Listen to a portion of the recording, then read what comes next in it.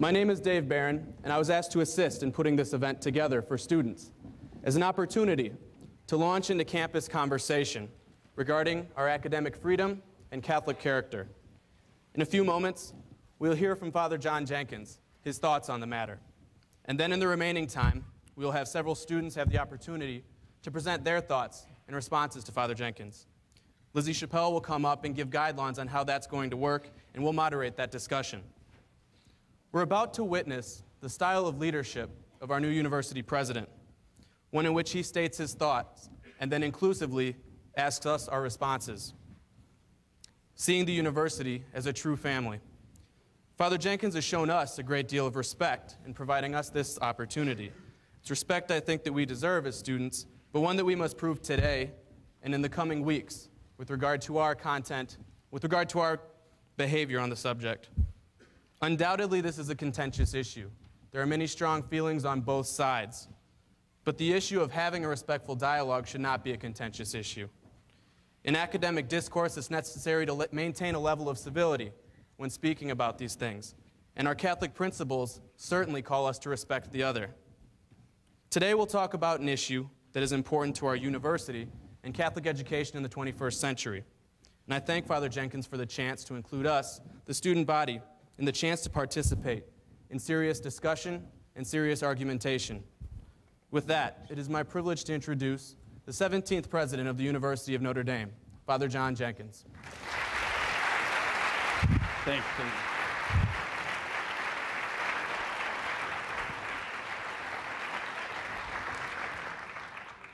Well, I want to thank David for that generous introduction.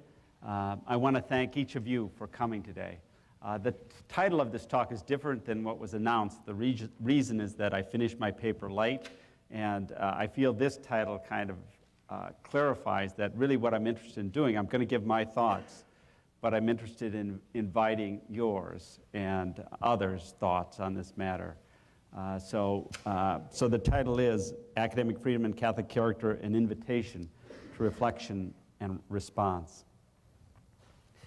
Despite the fact that universities at the beginning of the 21st century have become large and complex organizations, they're still really at their heart communities of students and scholars in conversation about significant issues.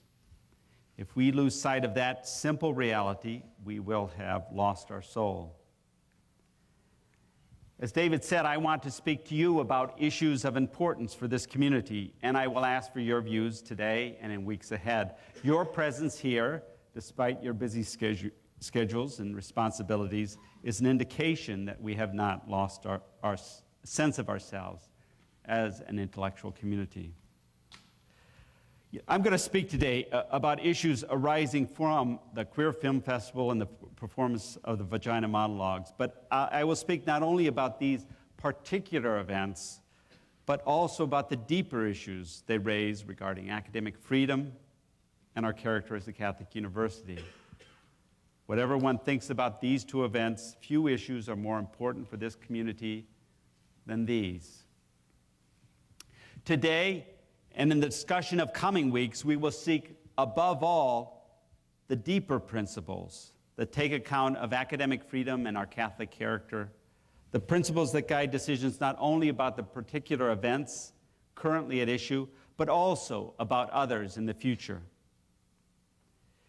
In addition to these very important issues, there's something else at stake here. At the start of my presidency, I'm aware that as I make particular decisions and undertake initiatives, I am establishing patterns and expectations for how I will lead in this position. Consequently, it is not only important what decisions I make, but how I make them.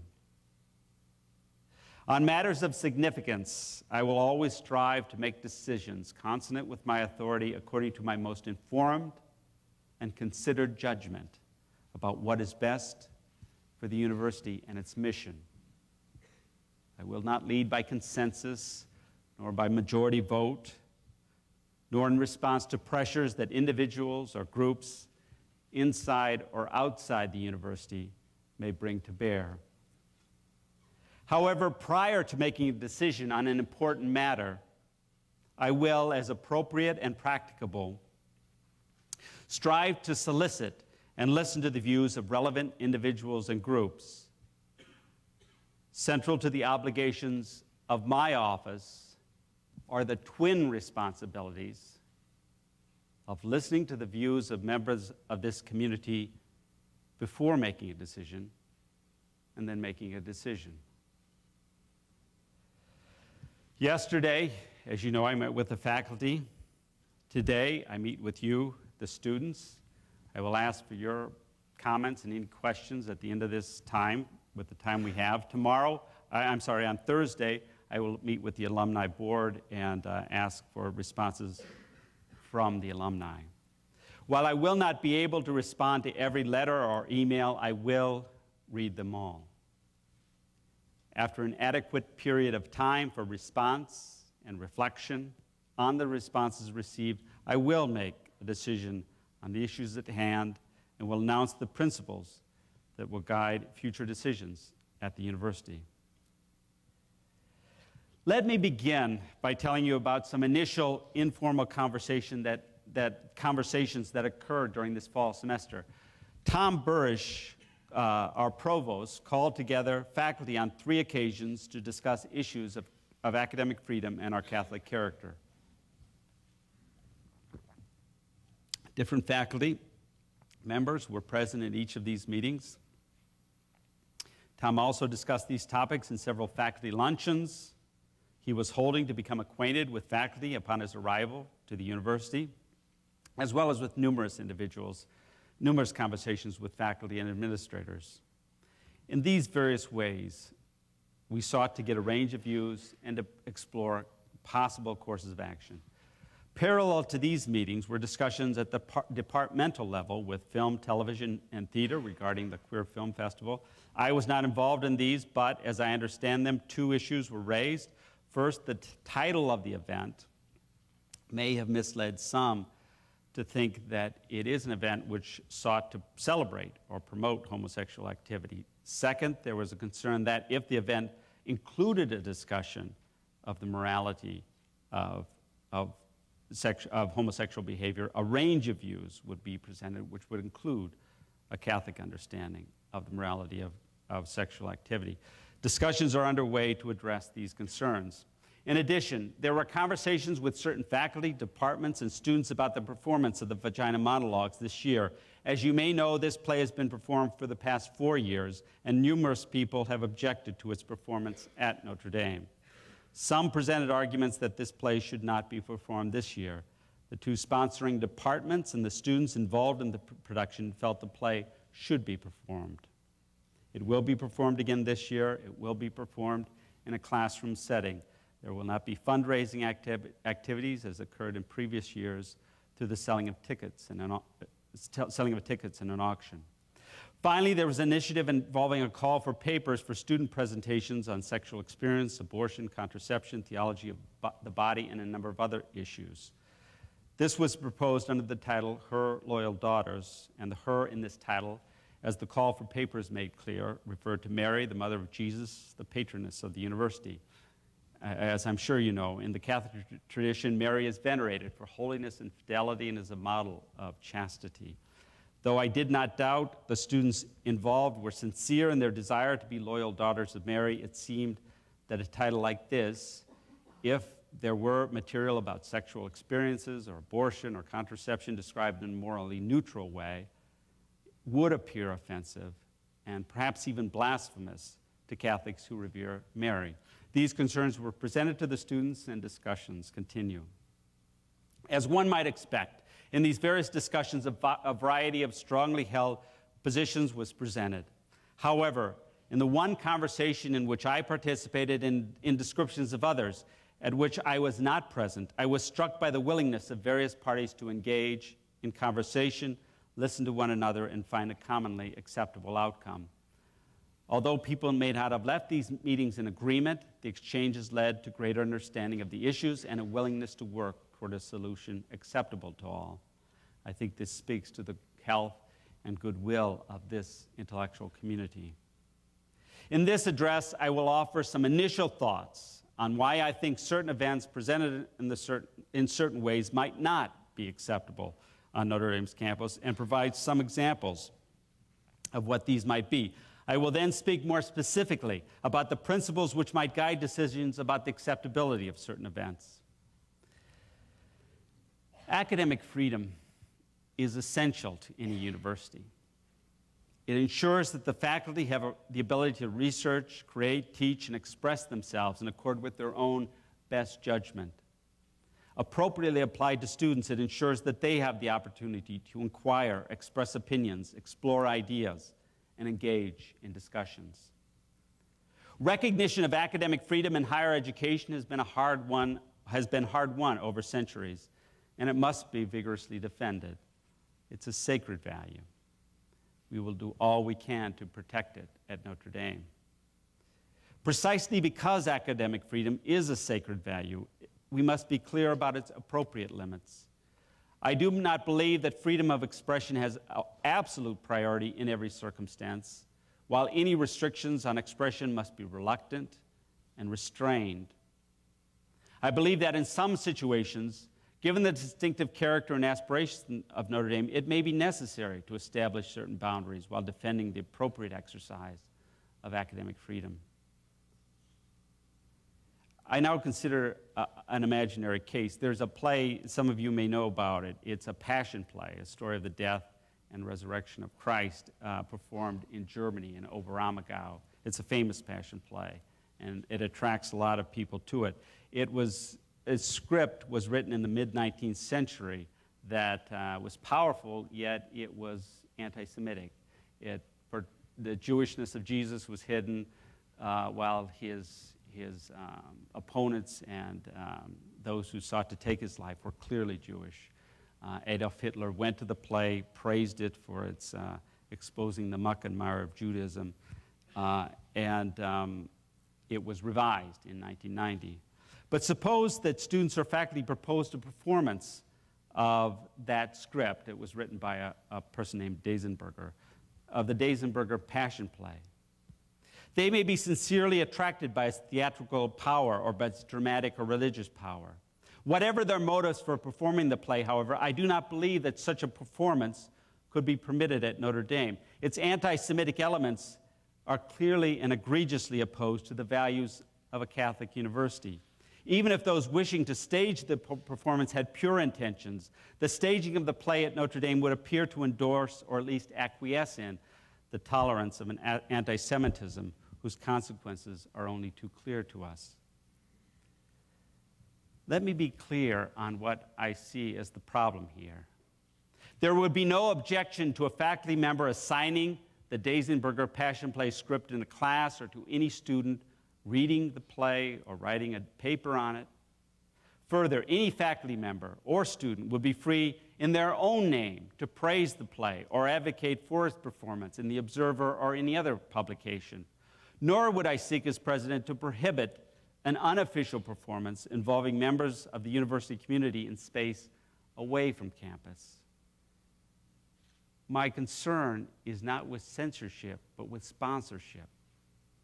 The difficulty, as I see it, is that the play would be performed at the University of Notre Dame, using its facilities, implicitly or explicitly sponsored by the university, one of its units, or by a recognized organization of the university. A reasonable observer would assume that the university is sponsoring an event that is, in fact, clearly and egregiously at odds with the values of a Catholic university. I have spoken here about a dramatic production, but I can imagine, hypothetically here, a similar issue with conferences sponsored by units of the university, a recognized organization.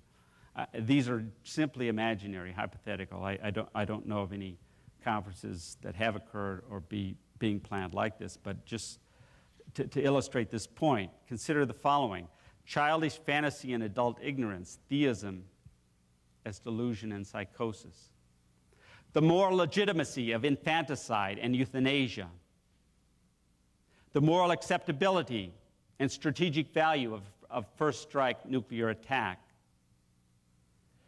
If a conference were proposed at Notre Dame under one of these titles and all speakers defended the position that the title suggests, and there was no one arguing persuasively for a position compatible with a Catholic position, I do not see how the university could sponsor such an event. Again, the problem would not be that this Catholic institution was, the problem would be that this Catholic institution would seem to be sponsoring an event that supports or advocates a position clearly and egregiously contrary to certain central values of Catholicism. Again, let me be clear. The university certainly can host speakers who defend atheism or infanticide or euthanasia or a first-strike nuclear attack. It is essential to a university that there be a variety of views expressed vigorously, even those contrary to the deep values of Catholicism. We are richer, and the Catholic intellectual tradition is strengthened if a variety of views are expressed and discussed. The difficulty is that these imagined conferences either are, or at least appear to be, in their title and content, as I have described it, one-sided presentations of and perhaps advocacy for positions that are clearly at odds with the deep values of Catholicism. If they are sponsored by the university or by one of its units or a recognized organization, their occurrence would suggest that the university sponsors not merely open discussion of controversial topics, but endorses or at least considers compatible with its values the particular positions that are being advanced. Now, I reiterate, I know of no such conferences being planned or that have occurred. I present these simply as hypothetical cases to introduce certain issues related to the Vagina Monologues, the Queer Film Festival, and other such events. Although there are many important differences among these two events and the hypothetical cases that I have mentioned, I believe they are instances of events which appear to imply endorsement of views that are in conflict with fundamental values of Notre Dame as a Catholic university. The Queer Film Festival bears a title which, to a non-academic observer, seems to celebrate homosexual activity. Furthermore, there is a concern that among its constituent presentations, a Catholic view on sexual morality is not adequately presented. Conversations have been going on at the departmental level around these concerns, and I believe those involved in this production have been receptive to these issues. The Vagina Monologues has been performed on campus for 4 consecutive years. The work is presented as interviews with, which become monologues by, women about their vaginas. As the work presents them, such monologues take place in a context in which women have not spoken at all about their sexual organs at all, or have spoken only in euphemisms. Their thoughts about and emotions concerning them are generally negative and often associated with traumatic and sometimes violent memories. These monologues are explicit and graphic. Through such frank talk about sexual organs, experiences, and desires, these women are portrayed as coming to a more positive, more accepting, indeed celebratory attitude toward their sexual organs, toward their own sexuality, and their identity as women. Through the performance of the play, the narrator hopes a community and even a culture might be created in which such positive attitudes are fostered. Central to the goal of fostering such a culture is the organized resistance to all forms of violence against women. The V-Day efforts each year, the day on which the Vagina Monologues is performed on campus, is a movement for the elimination of violence against women. There are many laudable goals associated with the performance of this work. Among them are that women have a positive, accepting attitude of their own bodies, that they see their sexuality as a gift that is to be cherished, that they take pride in their identity as women, and that they form communities which will support such attitudes. The most urgent and laudable goal of all is the elimination of violence against women, which I personally and the university as a whole unequivocally support. The concern that I and many others have is that the Vagina Monologues' discussion of female sexuality in that discussion and in the community and culture it strives to create. There is no hint of central elements of Catholic sexual morality. The work contains graphic descriptions of homosexual, extramarital, heterosexual, and autoerotic experience. There is even a depiction of the seduction of a 16-year-old girl by an adult woman. These experiences are often portrayed as leading the characters to the sort of positive embrace of the women's body, sexuality, and self that the narrator hopes to encourage. Yet these portrayals stand apart from, and indeed in opposition to, the view that human sexuality finds its proper expression in the committed relationship of marriage between a man and a woman that is open to the gift of procreation. Moreover, the repeated performance of the play and the publicity surrounding it suggests that the university endorses such themes of the play, or at least finds them compatible with its values. Despite the many laudable goals of those who performed this performance, I find problematic that the university continues to sponsor annual performances of this play. I have spoken here so far about some broad intuitions and convictions. I'll now try to articulate some more specific principles. I will not attempt to give anything approaching a systematic and exhaustive treatment of academic freedom, but will simply highlight some key principles and address what I see as the main issue at hand. I speak first about the faculty. I'm going to shorten that section. This talk will be on the web, and you can see it there if you want to see the whole thing, but my guess is that you'd be more interested in the second section, which concerns students. And thirdly, I'll talk about events like the Vagina Monologues, which are sponsored by a unit of the university. Undoubtedly, the interest will be in limits on expression, but I do want to place any discussion about that in the context of a range of expressions that are protected by academic freedom, which we will vigorously defend and which help make Notre Dame an intellectually rich and vibrant university. Just briefly about the faculty. The core of academic freedom is that faculty members have the freedom to do their research, to publish the results of that research as they see fit, to teach in their classrooms as they see fit. When they're evaluated by peers, faculty peers, in accord with defined procedures and processes. All those are constitutive of academic freedom, and they're essential to have that, and it's essential to have that at a university. I think there are correlative obligations that the academic articles talk about distinguishing one's own opinion from the university's opinion when you express opinion, and about respecting the basic aims of the university. Again, I'm going to skip over some of that discussion here. I'll be glad to go back to it if you wish. But let me say something about students and academic freedom. Students certainly enjoy certain freedoms of inquiry and expression.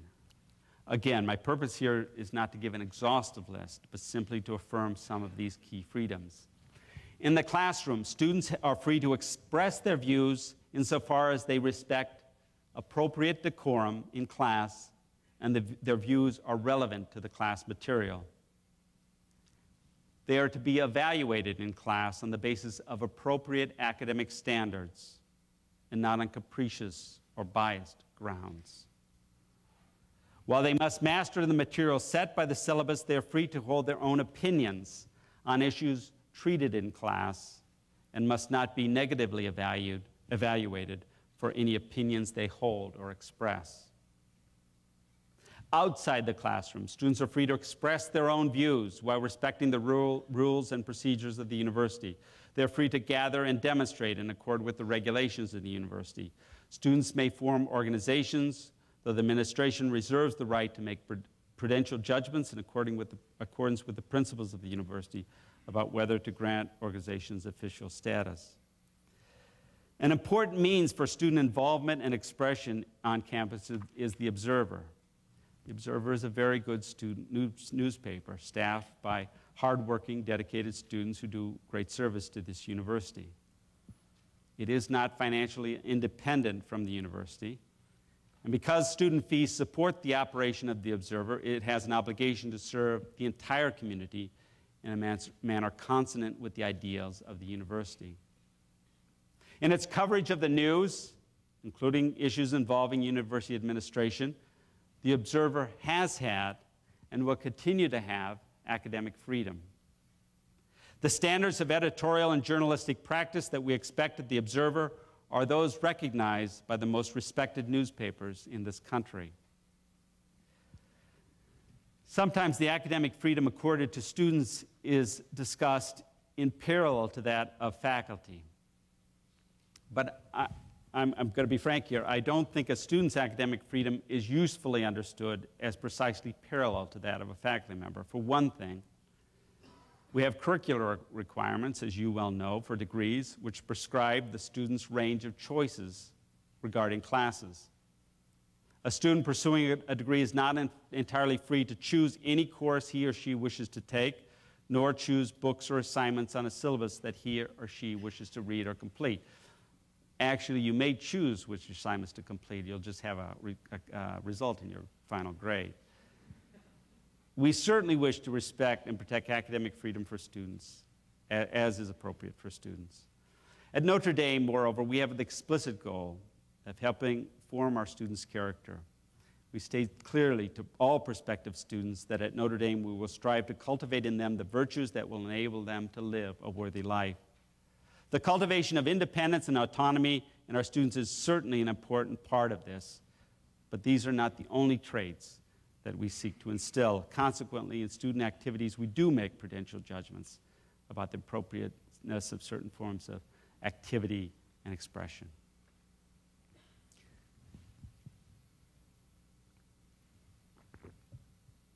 Now, thirdly, events sponsored explicitly or implicitly by a unit of the university, a recognized organization, or by the university as a whole. The performance of the Vagina Monologues and the holding of the Queer Film Festival are events that are sponsored by units of the university, in this case, academic departments. They do not constitute cases of an individual faculty member or student publishing a book or article, writing an editorial or letter, or expressing a view in his or her name.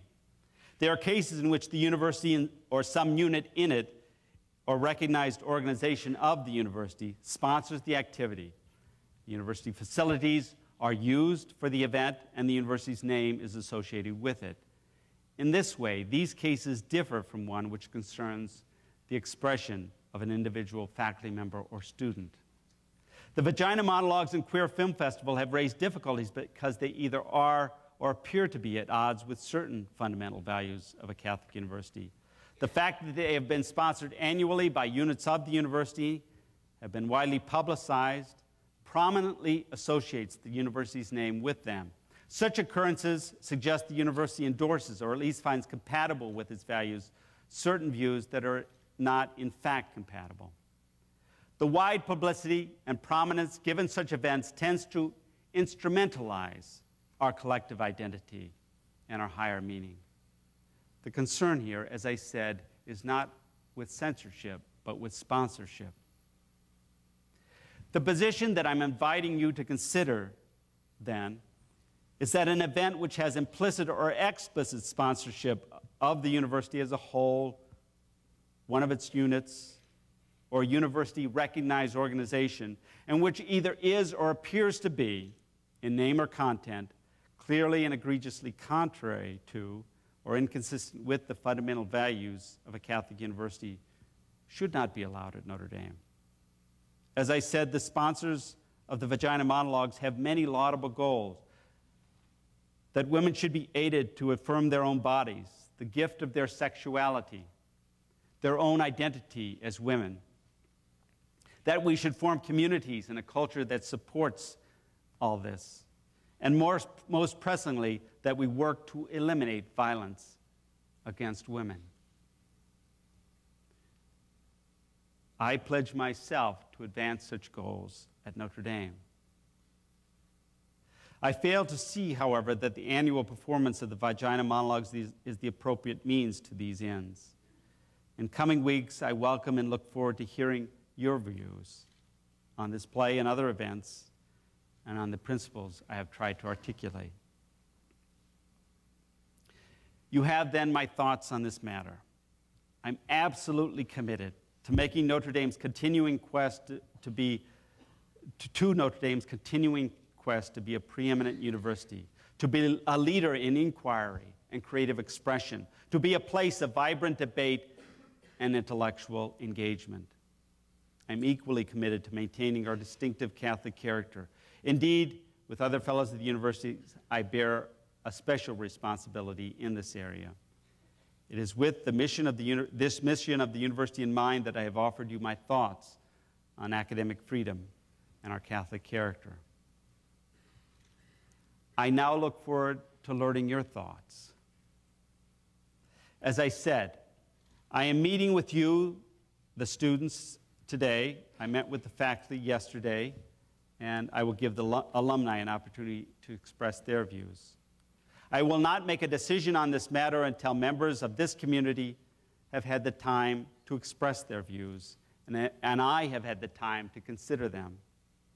I will not respond to all letters, emails, and essays, but as I said, I will read and give thoughtful consideration to each person's contribution. I'm establishing a special email address to which you may direct your comments.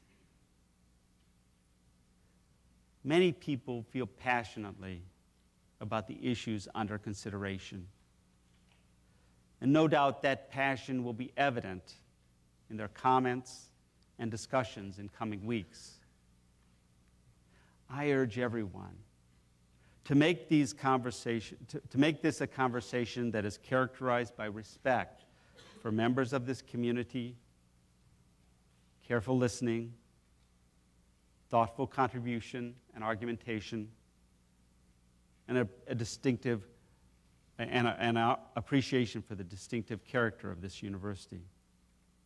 Too often in our society, discussions are characterized by unyielding polemics, personal attacks, and manipulative appeals to emotions or even the prejudices of an audience. Let us make this a discussion characterized by mutual respect and guided by reasoned argument. I hope it will show this community at its best. For my part, I will do my best to consider fairly and thoughtfully all the views expressed and to act judiciously, consonant with my responsibilities. I will listen to all and make the best decision I can.